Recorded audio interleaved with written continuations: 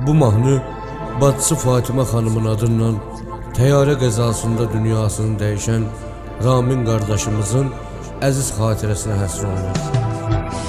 Göz yaşlarım yuyub aparıb gözümün yağını, həyat mənim sinəmə çəkib qardaş dağını. Göz yaşlarım yuyub aparıb gözümün yağını, həyat mənim sinəmə çəkib qardaş dağını.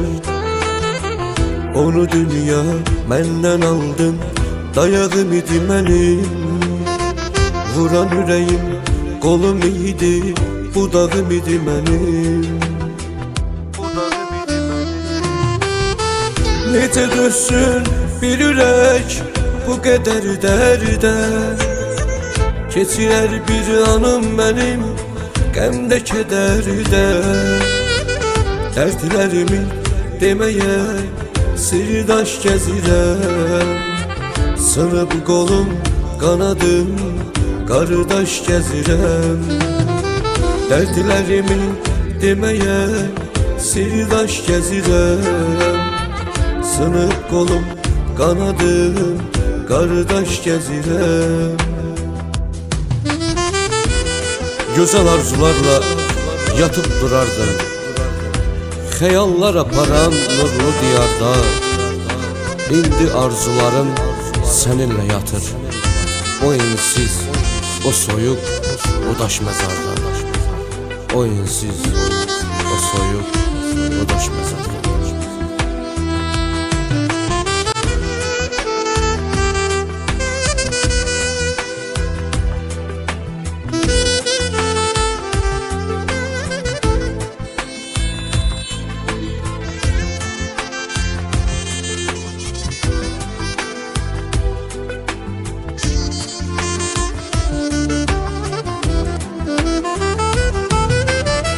Sən Fatimə bacının ürək parəsi, yoxluğun olub indi ürək yarəsi.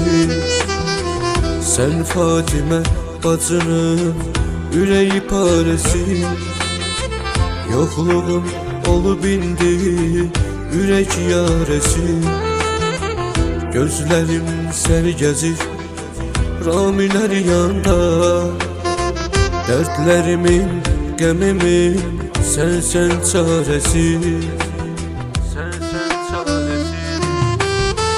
Necə dözsün bir ürək bu qədər dərdə, keçirər bir anım mənim qəmdə kədərdə.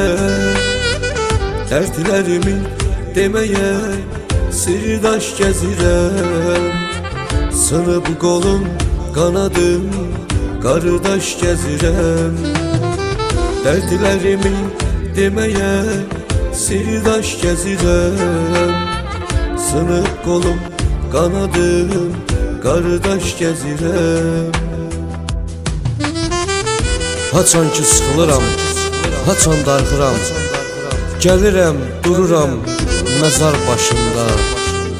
Ürəyim od tutur, odlanır qardaş, görəndə şəklini məzar daşında.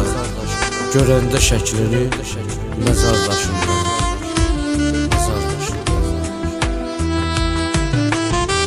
Necə dözsün bir ürək bu qədər dərdə, keçirər bir anım mənim qəmdə kədərdə. Dərdlərimi deməyə sirdaş gəzirəm, sınıb qolum qanadım qardaş gəzirəm. Dərdlərimi deməyə sirdaş gəzirəm, sınıb qolum qanadım qardaş gəzirəm.